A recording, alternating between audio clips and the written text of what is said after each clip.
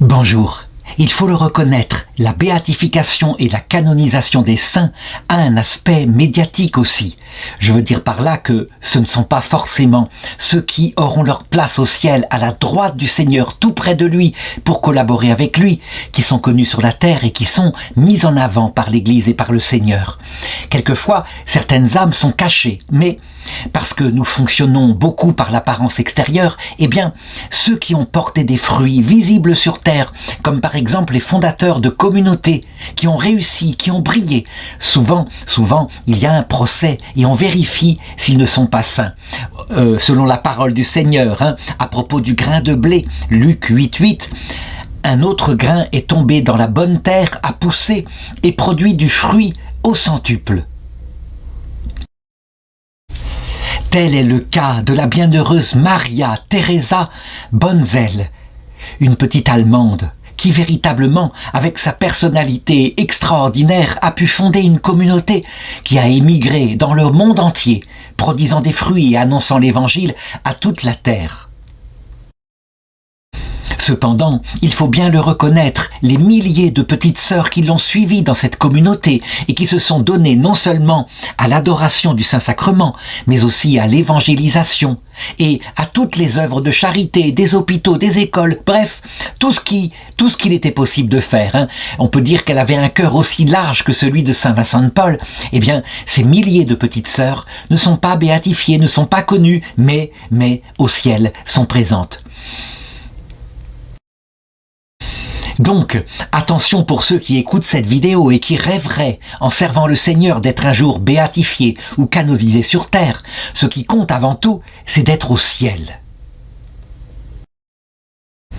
Sœur ou mère Maria Theresia, dans le siècle est née sous le prénom de Regina Christine Wilhelmine Bonzel. Elle est née le 17 septembre 1830 dans l'Allemagne. Évidemment, j'ai mis ici une carte de l'Allemagne moderne qui est unifiée, mais elle ne sera unifiée que 40 ans plus tard, en 1870. À cette époque-là, c'était des dizaines de petits États qui maintenant constituent les diverses régions de l'Allemagne, et à la tête de chaque État, il y avait un prince. 1830, il faut se remettre dans le contexte.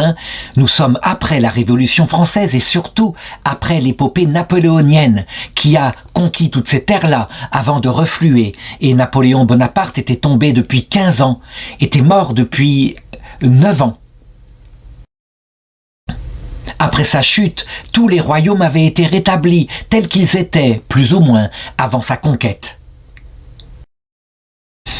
Sa famille est assez riche. On ne peut pas dire que Aline, c'est le prénom, c'est le surnom qu'on lui donne, est une fille de la famille pauvre. Ses parents arrivent même à la mettre dans une école brillante, une école tenue par des Ursulines, les religieuses, qui ont fait leur spécialité de l'enseignement des jeunes filles de familles assez riches.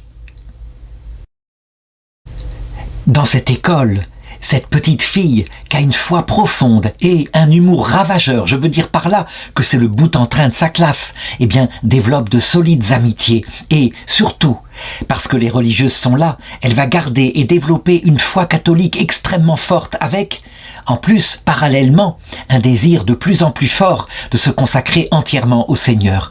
Il faut voir, c'est une fille solide, une fille qui est un bout en train, qui a un solide sens de l'humour et pourtant, quand elle est devant le Saint-Sacrement, dès sa jeunesse, on la voit qui adore, qui est bouleversée par ce mystère de Dieu, le Créateur tout-puissant, qui se fait tout petit dans le pain pour être adoré et pour descendre enfin dans notre cœur. Là encore, c'est contre-intuitif, Une fille pleine de vitalité comme cela, on pourrait se dire, mais qu'est-ce qui l'attire pour qu'elle se donne absolument au Seigneur? C'est le mystère des âmes, et probablement, le Seigneur, quelques âmes, il les attire particulièrement. Non pas parce qu'il rejetterait les autres âmes, comme le disent les calvinistes, loin de là, mais parce que elles sont appelées à devenir le levain dans la pâte. Je veux dire par là que nous sommes comme un troupeau finalement, et il y a un berger, et le Seigneur désigne quelquefois quelques brebis en tête du troupeau qui nous attirent, qui nous enthousiasment et qui nous poussent à faire de grandes choses. Et donc, c'est le cas pour la petite Aline qui, le jour de sa première communion, donc vers l'âge de 8 ou 10 ans, eh bien, est convaincue elle le sait intuitivement. Elle a reçu Jésus dans son cœur et elle ne peut pas faire autrement que de se consacrer entièrement à lui. C'est ce qu'on appelle la vocation. Et là, il faut que je m'arrête. Comment peut-on reconnaître qu'on a une vocation ? Eh bien, on peut s'illusionner parfois, parce que la vocation, il y a l'appel tel qu'on le ressent, mais il y a aussi la réponse de l'Église.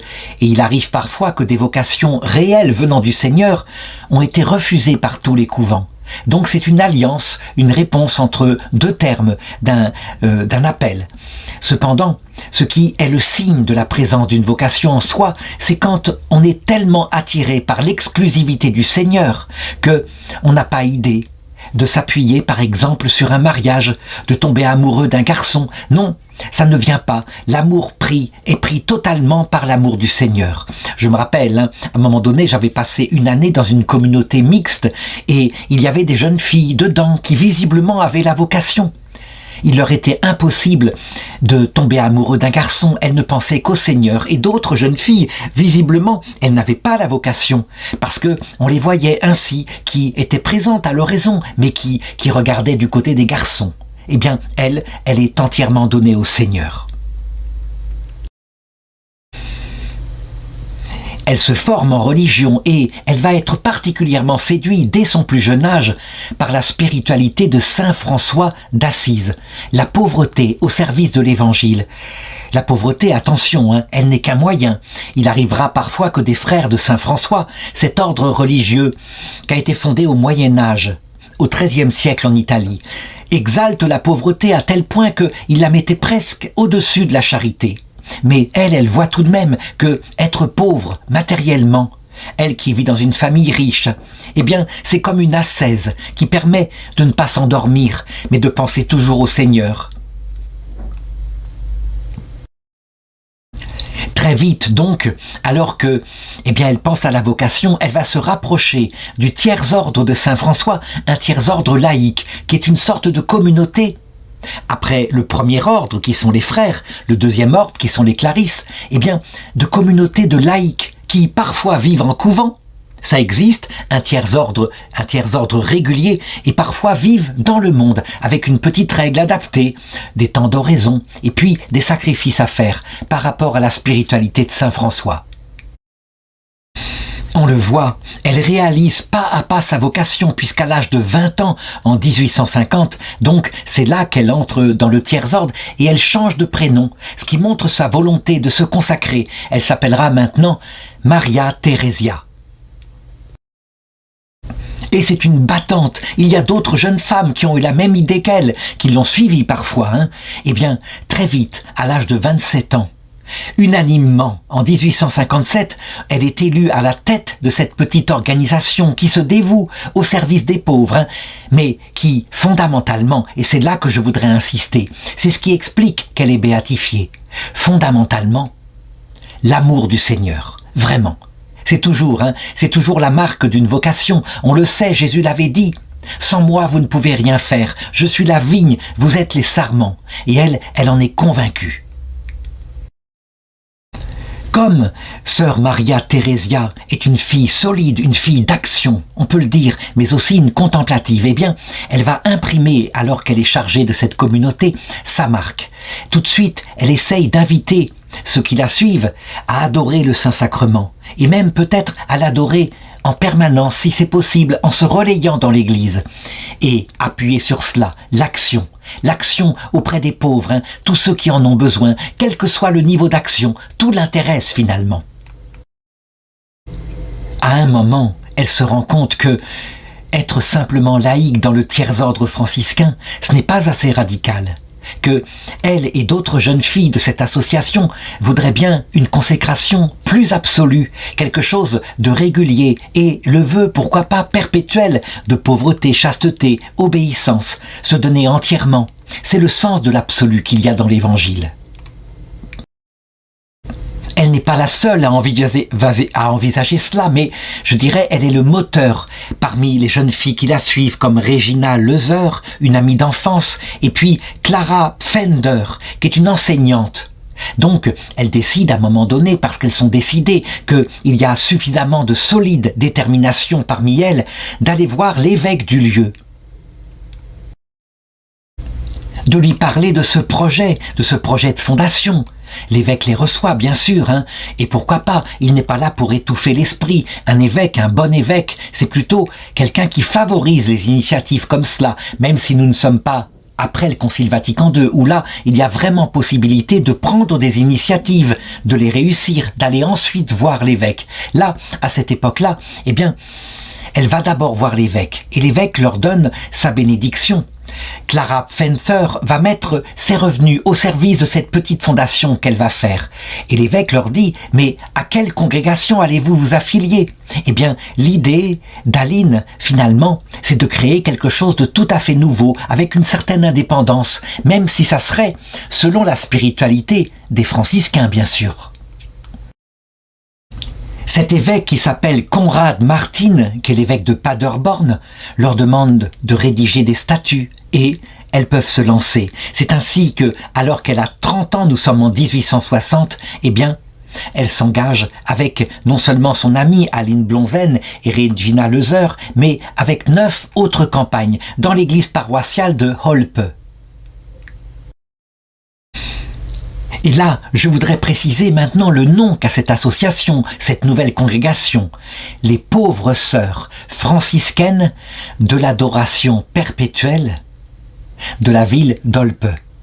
Et la première œuvre qu'elles vont créer, après avoir commencé leur vie commune, avec au centre l'Eucharistie, c'est une petite école à Olpe pour aider et pour enseigner aux enfants orphelins. Il faut savoir qu'à cette époque-là, les services sociaux sont très mal organisés, qu'il y a tout à faire. Nous sommes en pleine révolution industrielle. Souvent, eh bien, les parents travaillent énormément et quelquefois, les enfants sont abandonnés dans la rue.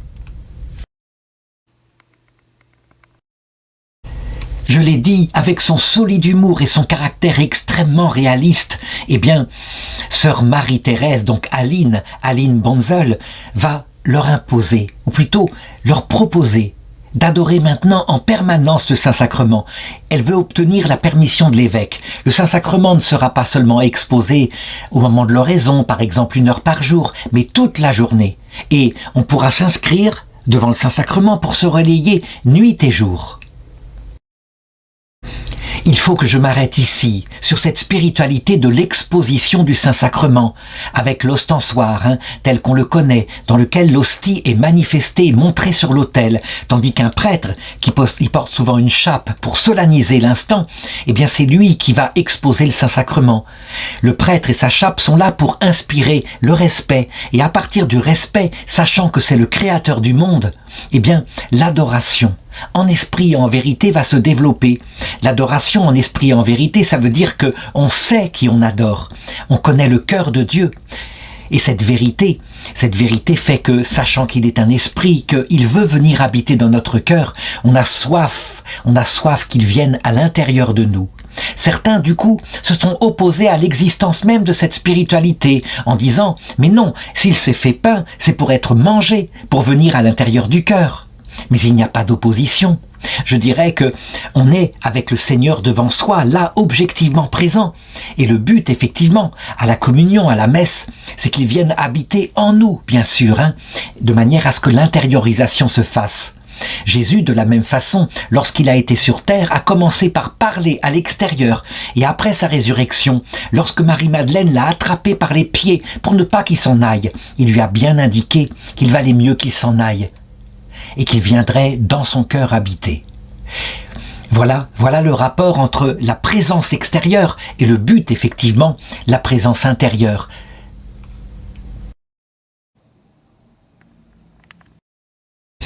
À l'âge de 35 ans, le 25 mars 1865, elle soumet à l'évêque la première constitution qu'elle a rédigée et celle-ci est approuvée très vite, dès le 6 juillet de cette même année. Toujours avec son charisme, l'énergie qui la caractérise, eh bien, à partir de là, elle va devenir aussi, puisqu'elle est nommée première supérieure de la communauté, en tout cas de la communauté locale d'Olpe, elle qui est la fondatrice, elle va communiquer l'esprit qu'elle veut pour les sœurs, son idéal, fondé sur l'adoration de l'Eucharistie et la spiritualité franciscaine. Évidemment, il lui faut aussi un apostolat pour elle. La contemplation de Dieu, ne saurait être séparée d'un service du prochain. Et je l'ai dit, elle est ouverte à tout l'intéresse. Cependant, elle se rend compte que, à cette époque-là, la ville de Olpe empêche que, par exemple, les religieuses qui l'ont rejoint dans cette fondation s'occupent de soigner des malades. Or, il faut bien cet aboutissement. La charité fraternelle est un fondement, un jaillissement de la charité envers Dieu. Et donc, ni une ni deux, elle prend les choses en main. Il suffit tout simplement de déménager à Salzkotten, donc dans l'État, le petit État germanique d'à côté, où là, c'est tout à fait possible. Je peux passer rapidement sur quelques aléas qui va lui tomber dessus à cette époque-là. Par exemple, elle a laissé dans la ville de Olpe quelques sœurs qui sont dans une grande pauvreté. Et il va y avoir certains citoyens de la ville de Olpe qui vont porter plainte à cause de cette pauvreté auprès de l'évêque, Conrad Martin. Et lui, il va trouver une solution très pratique. La communauté de Olpe sera maintenant indépendante. Donc, à peine fondée, on peut le dire, il y a eu séparation. Ça peut être surprenant, ça peut même être décourageant. Loin de se décourager, sœur Maria Teresa, elle imprime sa joie et son énergie à la nouvelle communauté qu'elle a fondée dans cette nouvelle ville. Et manifestement, il doit émaner d'elle quelque chose, une force de caractère, quelque chose qui ne peut pas être représenté par les photographies. Bref, il y a partout des jeunes femmes qui viennent et qui veulent participer à cette aventure. Le nombre de postulantes pour la communauté augmente. Elle regarde cette bénédiction, ces fruits qui sont portés. C'est étonnant. D'où est-ce que viennent ces vocations? Il faut le reconnaître. Nous sommes à une époque où l'Esprit Saint souffle sur l'Europe. Un peu partout, les vocations se multiplient et quelquefois, même quand un curé de paroisse qui a un peu de charisme fonde une petite communauté, aussitôt des volontaires se présentent. Mais là, c'est absolument fantastique. Avec une grande sagesse et sans aller trop vite, au rythme de la communauté, de telle manière que les jeunes sœurs qui rentrent soient d'abord formées solidement. Elles veillent à cela. Il faut qu'elles aient un fondement pour le reste de leur vie, qu'elles restent fidèles au Seigneur. Et donc, elles fondent effectivement quelques sœurs qui vont s'occuper de soins de santé dans les hôpitaux, mais d'autres œuvres caritatives. En 1868, elles n'hésitent pas, parce qu'elles voient un besoin, à fonder une école supérieure à Olpe pour donner aux jeunes filles talentueuses de la région environnante la possibilité de progresser dans la société. Donc, ce sont des cours extraordinairement modernes. Il ne s'agit pas seulement d'apprendre à être une bonne mère de famille, mais on apprend véritablement des compétences pour plus tard. Évidemment, si elle avait fondé trop vite, qu'est-ce qui se serait passé? Les sœurs auraient dû se donner à des œuvres extérieures et donc leur vie spirituelle, leur vie de consécration à Dieu en aurait souffert. Et donc, elle va lentement, au rythme du Seigneur finalement.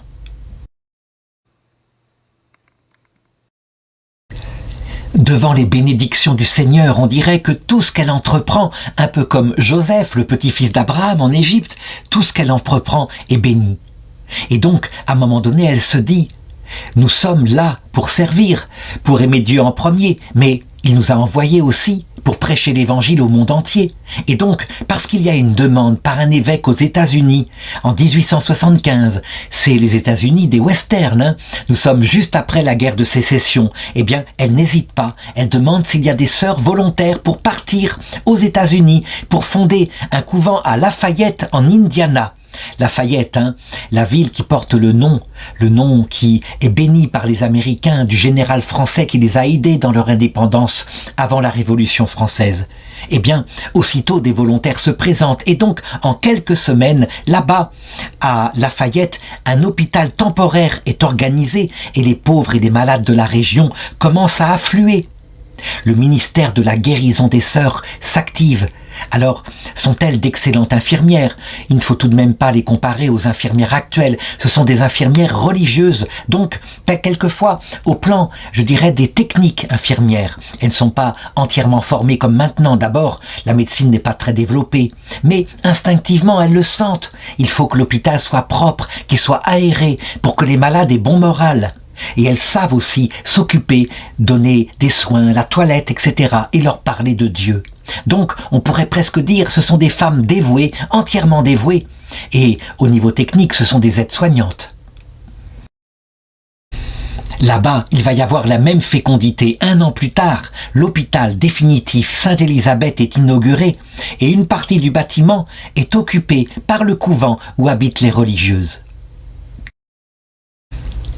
À partir de là, parce qu'on lui écrit, on lui rapporte ce qui se fait aux États-Unis, et donc on fait appel à des nouvelles vocations venant d'Allemagne, sachant qu'il y a beaucoup d'émigration d'Allemands vers les États-Unis. Et bien au fur et à mesure, elle envoie, quand elle le peut, des religieuses pour augmenter les effectifs à Lafayette. Et peu à peu, elles vont créer d'autres œuvres, ouvrir des écoles, des hôpitaux, s'occuper de personnes âgées, des enfants orphelins et négligés, entreprendre un travail missionnaire parmi les Indiens pour prêcher l'Évangile.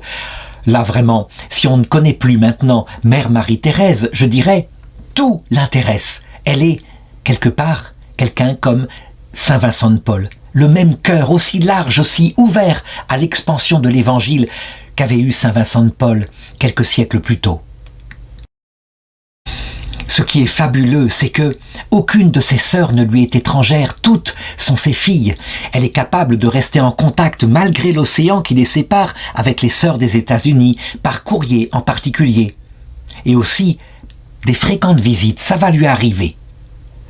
Il va se passer à cette époque-là, nous sommes en 1880, l'unité allemande vient de se faire il y a 10 ans, il va se passer quelque chose de tout à fait étrange, ce qu'on va appeler le Kulturkampf. Ça veut dire que, eh bien, ceux qui sont nationalistes, qui ont fondé l'Allemagne unifiée, qui sont, je dirais, qui veulent mettre l'Allemagne au-dessus de tout, considèrent que le catholicisme, et même la religion en tant que telle, c'est un peu quelque chose de primitif, quelque chose qui empêche le progrès. Et donc, on commence à mener des lois pour moderniser l'Allemagne, et donc pour se débarrasser un peu de cette ancienne tradition qui leur semble aux fondateurs de cette Allemagne nouvelle, en particulier le chancelier Bismarck, qui leur semble archaïque.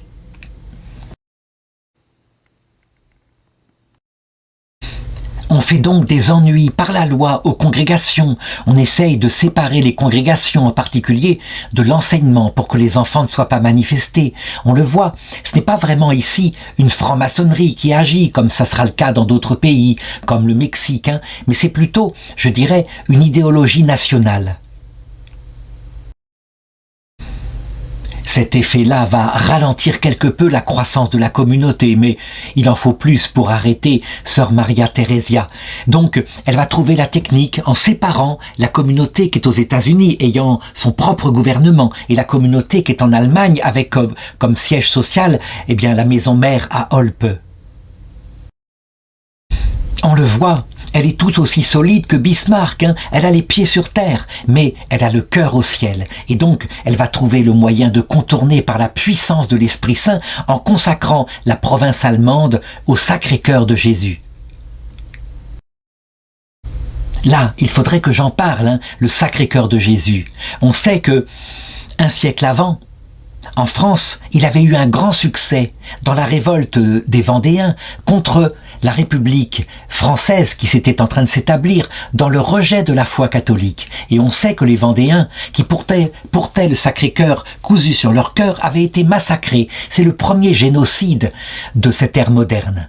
Eh bien, elle consacre sa congrégation au Sacré-Cœur, mais d'une autre façon, sans vouloir, eh bien, prendre les armes et dominer politiquement. Non, par la puissance qu'il a dans son amour. Elle y croit de tout son cœur. Et elle se dit que la province américaine sera un peu comme le complément, et elle la consacre au patronage du cœur immaculé de Marie. On a là toute la spiritualité, on le voit, qui tend vers le ciel. Toute leur communauté, évidemment, est faite pour avoir la gloire dans la vie éternelle, même si le Seigneur, il leur donne une telle fécondité immense, grandiose sur la terre.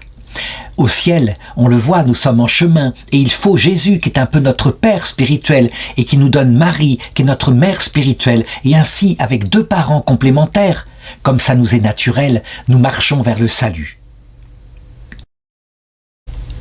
Et le grain de blé qui est là, qui est planté en terre, qu'elle a planté en terre, Est-ce qu'elle meurt en même temps? Est-ce qu'elle subit des souffrances? Je dirais que probablement à cette époque-là, le Seigneur la protège.